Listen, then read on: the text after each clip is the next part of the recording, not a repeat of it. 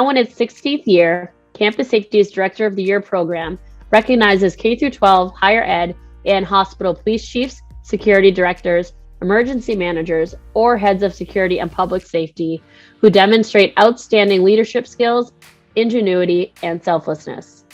We name the winner for each sector at one of our campus safety conferences. The nomination materials we receive are full of impressive accomplishments and collaborations. We briefly outline these achievements on our website, but wanted to further honor the nominees and their hard work by conducting interviews where they can elaborate on some of these successes. In these interviews, finalists share some of their challenges and subsequent solutions they've implemented. We hope campuses that may be considering similar endeavors find value and guidance in these discussions.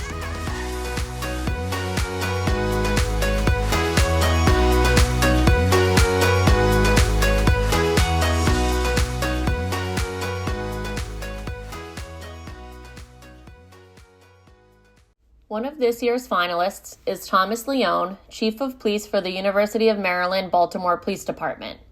One unique accomplishment of his department is its partnership with the university's School of Social Work. UMPD partners with social work interns who provide case management services to vulnerable populations.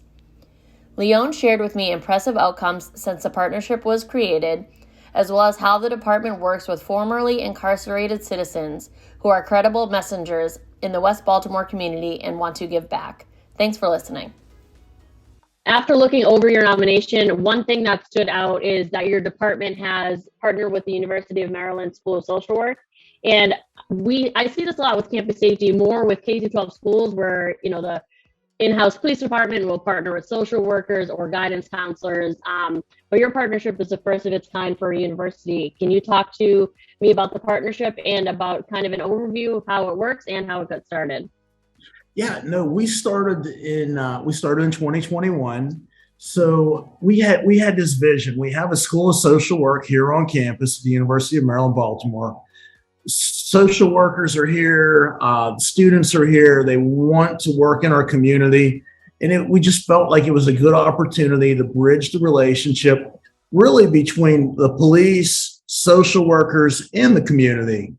And the president of the university, Dr. Gerald, Senior Vice President Dawn Rhodes, and Dean Judy Postmus were all instrumental in bringing this together. So I had a vision, right? I could tell what we wanted to do, but then it was like getting all of the buy-in from leadership, senior leadership, and it was amazing.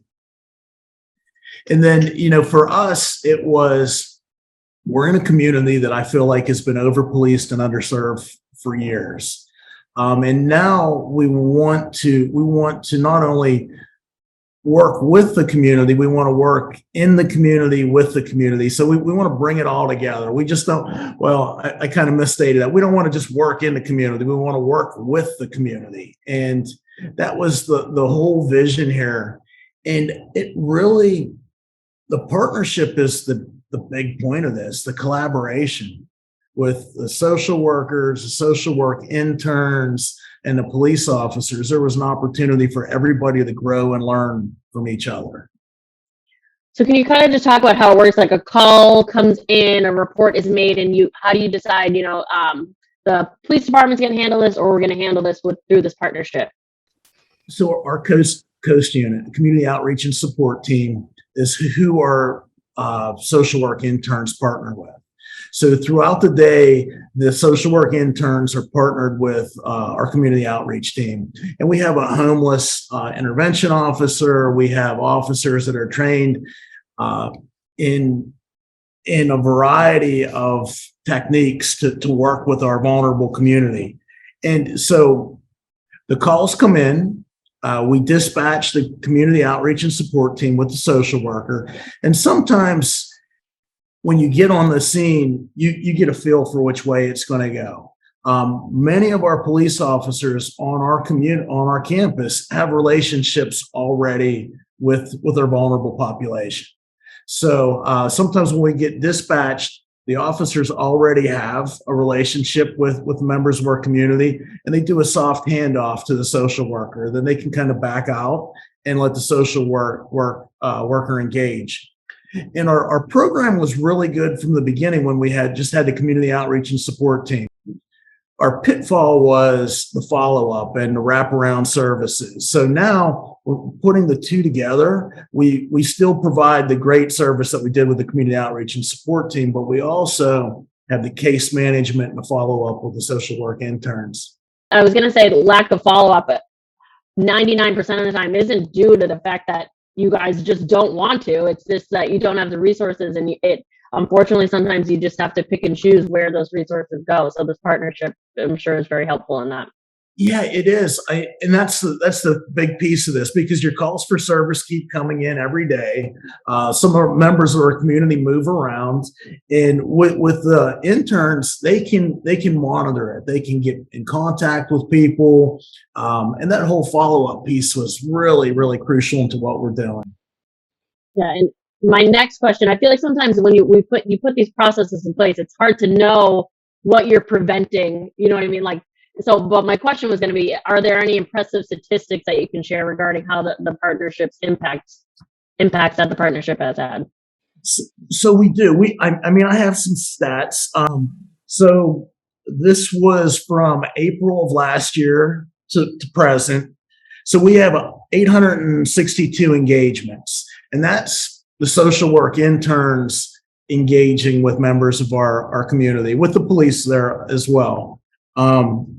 1,700 follow-up engagements, and that's more of the social work interns following up with our stakeholders, making sure they get the services that they need. This next number is really intriguing to me, 130 job referrals. I mean, when have you ever heard of a police department referring members of the community to different businesses or organizations within our community for jobs? And then we also do a lot with vital records. So we have about 100 people that we help with vital records, and that's birth certificates, social security cards, identification. You can't get a job without those pieces. And if your life, or if you're struggling to find yourself and figure out where you're going to go in life, some of those small things like a driver, an ID, or a social security card are super important. We helped another 80 people get into drug treatment placement, and then we've helped another 400 people with basic living supplies. And we do cold weather kits in the winter. We do a similar kit in the summer. We also have it's a pantry, like a pantry with clothes and suits, and we also have a food pantry as well. So the social work interns got all in on the suits and the clothing pantry, and we're helping people go get job interviews and go to places they didn't have what they needed to make them comfortable going for the interview. So we help them get haircuts, and we help get some clothing and those things. And it really is just amazing how it's all come together. And that was all, you said 2021. So that's all been in a year and a half, less than 2 years. Yes. That's impressive. And when you were talking about helping people get vital documents, that made me think, even not having, if you're going to apply for a job and you don't have a cell phone, like how it's so hard, you can't really contact someone if they don't have a home or they don't have a phone. And so there's people that I hear say, why does that, person who is homeless have a phone? It's like, that's a basic need these days to even just get hired for a job. And so it's so amazing to be able to offer them those resources. Yeah. And an address, right? Like most people want to hear a permanent address. So we use our community engagement center, or we even use the police station where people can get documents sent here. So it's working well. Yeah, that's amazing. And what would you say, and it's probably hard to pick one, so you can pick more than one if you want to, but what would you say is one of the biggest achievements of this partnership so far? I think just that, the partnership, the collaboration. So it's not really just UMB, the university and social work, the local businesses, the stakeholders, everybody coming together. We have returning citizens that are working with the police department as well. So it's like this whole packet coming together and working as one. It's amazing. When you say returning, that was people who have been incarcerated, right? That are Yeah, out and trying to integrate back into society, right? yes. So Okay.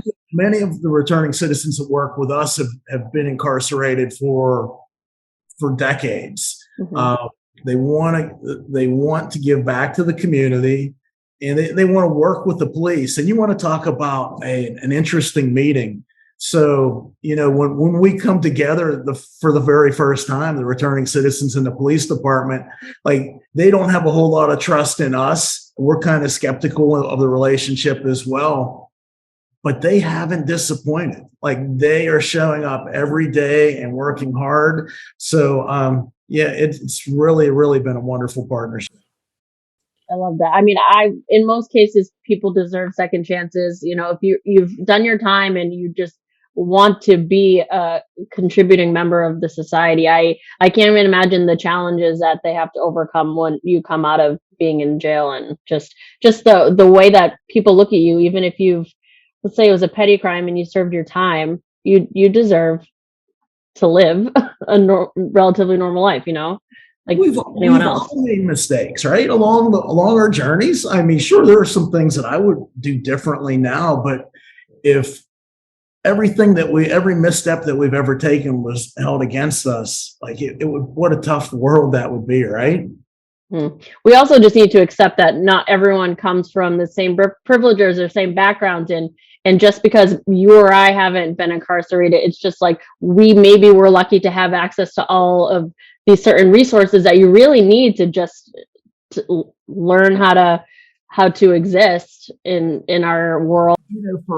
For us in the police department, we have Dr. Kyla Leggett Krill is like our School of Social Work ambassador. She's been our partner through this journey, and and it starts with understanding the history of policing in Baltimore City, and then we build off of that. So for the police officers, it was understanding privilege and the different challenges that people have in our society, in our community.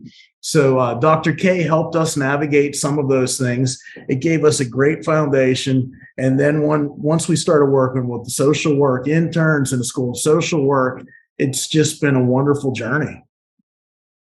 Partnerships are so important, but also so difficult because it's for some people it's hard to admit that you don't know everything and you can't do everything on your own. So it sounds like this is working out well, and people that are in this partnership are just accepting that you need to lean on each other and can't do it all on your own. That's yeah, that's the truth, right? Like we don't have all the answers, and some of it's working through it. Um, but you have to take risks along the way. And to me, this was a calculated risk that is serving our community well.